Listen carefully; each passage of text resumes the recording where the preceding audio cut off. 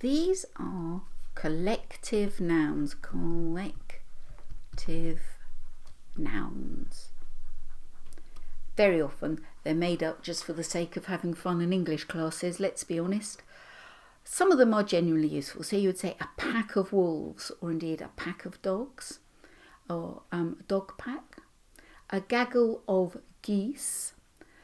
So they're a herd of cows, a flock of sheep. But we have a parliament of owls. Isn't that great? A parliament of owls. Don't ask me why. Woo! Quite often I lie awake at night listening to the owls. It's great. But I've never thought it sounds like listening to the Parliament at all. But my favourite of all is an exultation of larks.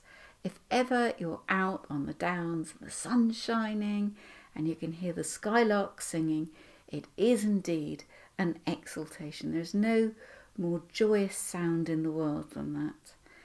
And my favourite classes of all, and I love my job and I love the classes, but on those mornings we've got the French doors open and the sun's shining in and you can hear the skylarks singing.